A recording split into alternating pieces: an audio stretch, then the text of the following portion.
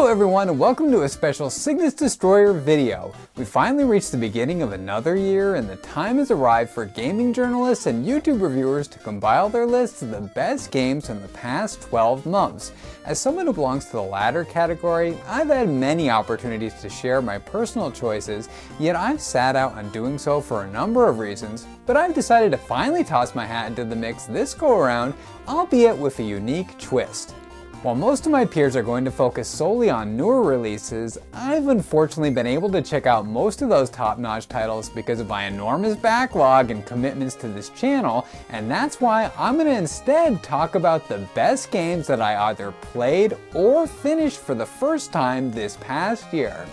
To put it another way, anyone expecting me to rave about Spider-Man, Red Dead 2, or Smash Ultimate is sure to be disappointed, but those looking to be genuinely surprised by a handful of oddball picks will have an unconventional but enjoyable journey, so come along with me as I now put a spotlight on the best games that I played in 2018.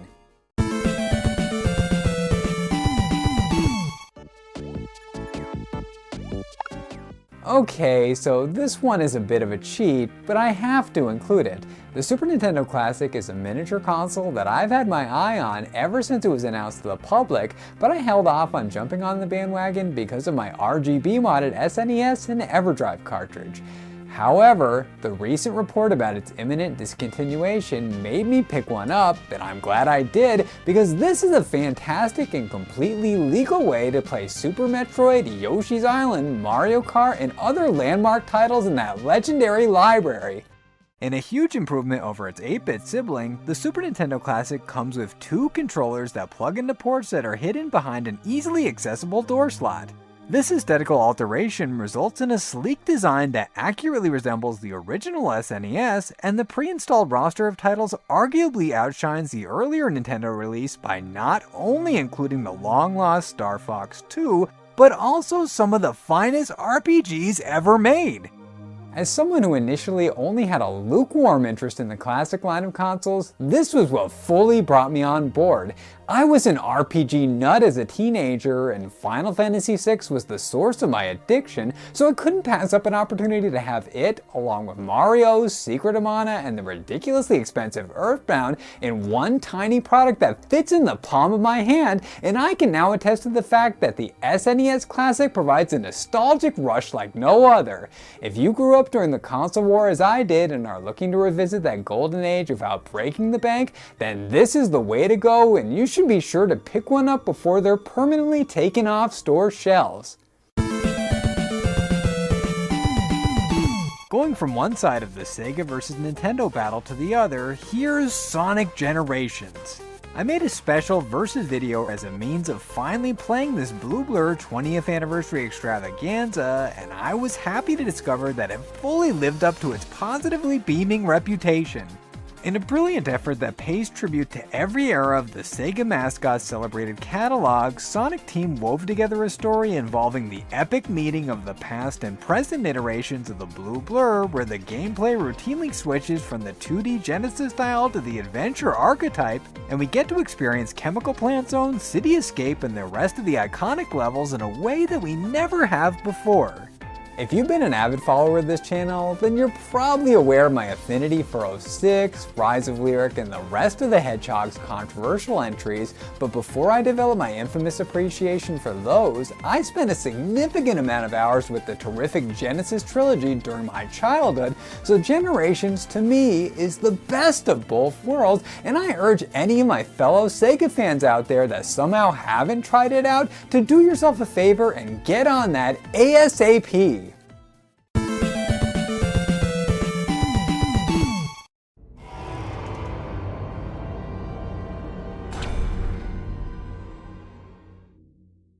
Dead Rising 4 is the latest and potentially last offering from the quirky Capcom Zombie series, and unlike the rest of the entries on this list, I have yet to complete my playthrough of it. I know it's probably not the wisest move to include something that I've presently left unfinished among my other favorites, but being that the original was my constant go-to during the 7th generation and I fell in love with its sequel during a channel lull, I'm confident that my ranking will only go up from here. For those who are unfamiliar with Dead Rising, it began with the tale of Frank West, badass photographic journalist extraordinaire, and his investigation of the Willamette Mall outbreak.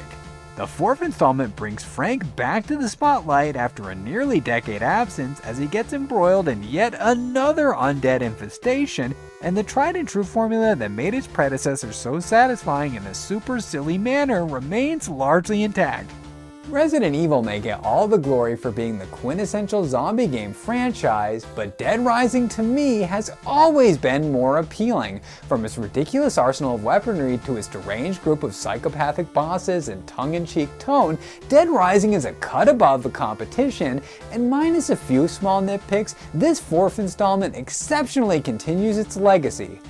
Unfortunately though, as I brought up at the beginning of this segment, the recent disbanding of Capcom Vancouver means that this could potentially be Frank West's swan song, but whether or not that remains to be the case, it's absolutely worth checking out, and you can join me in my love for the masterful work of this superb and gone too soon studio. Speaking of Capcom, their beloved Blue Bomber returned to the gaming scene a mere 2 months ago with the awesome and long-awaited Mega Man 11. This current-gen platformer is the first to be produced since the departure of the creator Keiji Inafune, and as such, it had a lot to live up to, but Mega Man 11 fortunately measured up to the fans' hopes and dreams by offering a fresh take on the firmly established formula. As to be expected from a Blue Bomber adventure, Dr. Wily's up to no good and he's corrupted a group of 8 robots to do his dirty work, forcing Rock to again take up his alter ego and put a stop to his evil scheme. The controls in action are as tight and intense as they were on the NES, but the sprite style of old has been swapped out for a more modern aesthetic that works well with the newly implemented gear system mechanics. While I'm sure there were a number of NES diehards turned off by the graphical change, the majority realized that it's the gameplay that matters, and Mega Man 11 still has it where it counts. It would have been an admirable accomplishment for Capcom to put out even a decent Blue Bomber game in the wake of Inafune's departure, but they went above and beyond, and I give them full respect for releasing a top-notch title that's sure to please retro enthusiasts of all ages. Kirby Star Allies is the second 2018 release to make it onto the list, and as with the previously addressed platformer, it remains true to the classic formula but brings new elements into the mix that expand upon it in an exciting and invigorating manner. The cute little pink puff is back to his usual habits in a Superstar-esque outing that allows up to 4 players to partake in some good old-fashioned family-friendly fun. The visuals are as cute and cuddly as they've always been, the enemy abilities are inventive and perfectly implemented, and the group's special power boosts are beyond amazing! Without trivializing the devs' efforts in the slightest, if you've played and enjoyed one Kirby game, then you know what to expect from Star Allies, and if you have a few buddies that are as fond of the adorable ball of fluff as you are, then you've got to sit them down, hand them a Joy-Con, and have the time of your life with this sugary sweet side-scroller. I sadly didn't get a chance to play Smash Ultimate this past year, but I sure did put in a lot of hours with games featuring characters that transitioned to Smash, and one of them that I especially had a blast playing was Bayonetta. From the mind of Mr. Block himself, Hideki Kamiya, Bayonetta is a hack and slash that puts the player in the role of the titular Wicked Witch as she enacts some swift, vicious justice on an angelic army. With her matching guns and shape-shifting suit, Bayonetta is far from your average hero, and she dishes out a barrage of bullets and magical attacks in a truly spectacular style.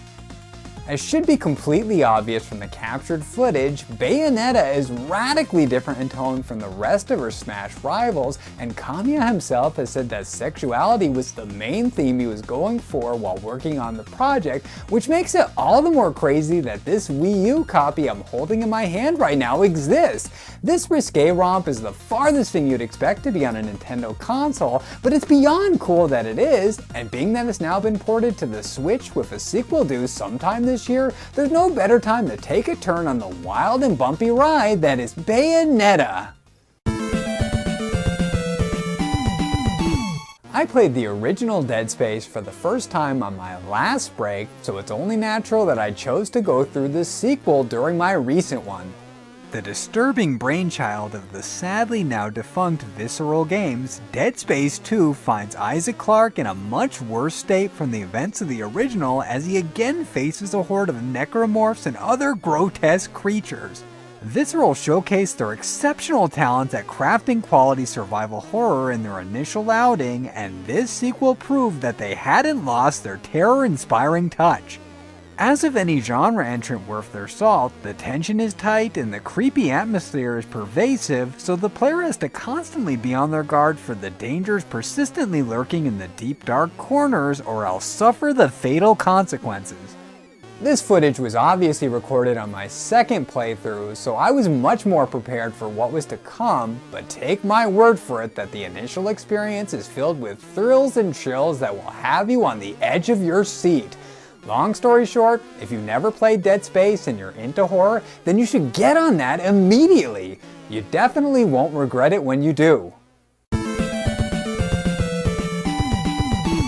I'm gonna cut right to the chase on this one. Until Dawn is not only one of the best games I played for the first time in 2018, but it's also one of the most unique and rewarding games I've ever played, period.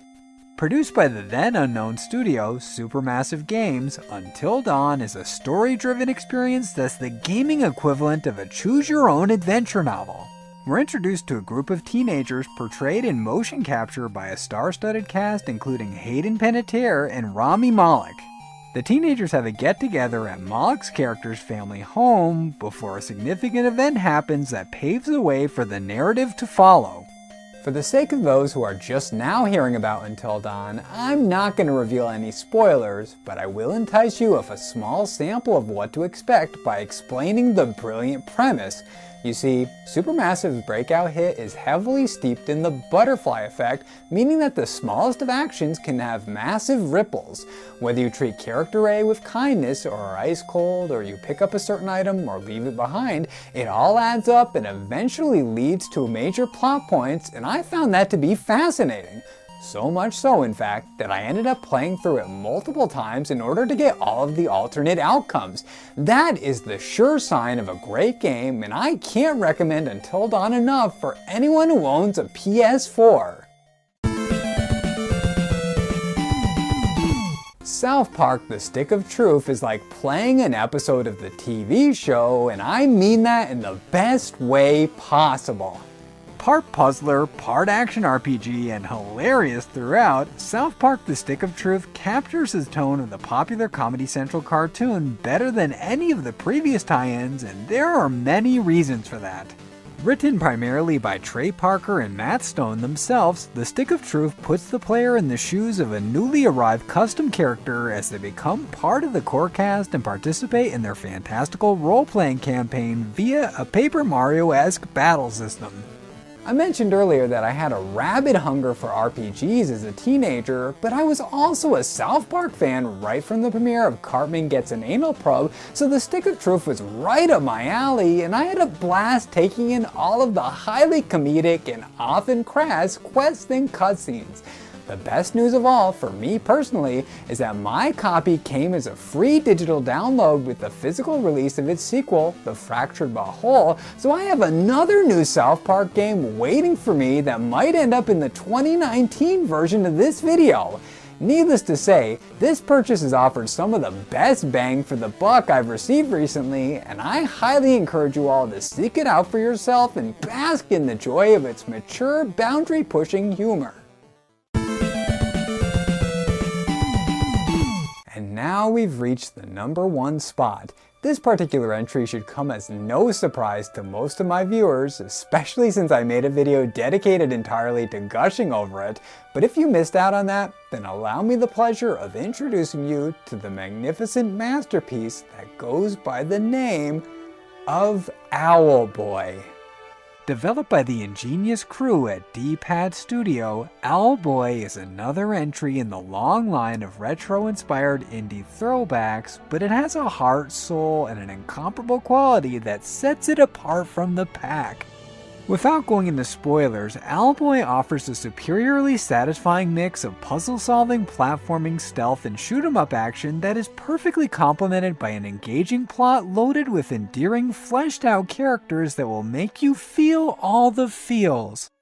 It goes without saying, but I absolutely adore this game, and it's now cemented itself alongside Shovel Knight in my rank of all-time favorites. I give Owlboy my strongest seal of approval, and if you're only able to play one game from this video, please make it this. It's one of a kind, and I'll treasure it until the end of time.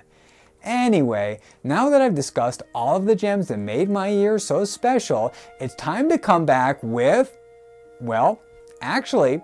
I have no idea what I'm going to be working on right now because I'm leaving it all up to my Patreon patrons. Be sure to come back for whatever they choose, but until then, this is Matt, aka Cygnus Destroyer, signing out. Thanks for watching. If you like what you saw and you want to see more, hit that subscribe button if you haven't already, and check out the other videos on the screen right now. And if you're interested in taking your support of the channel to the next level, consider becoming one of my patrons on Patreon or picking up a shirt from TeePublic or Redbubble. Thanks again!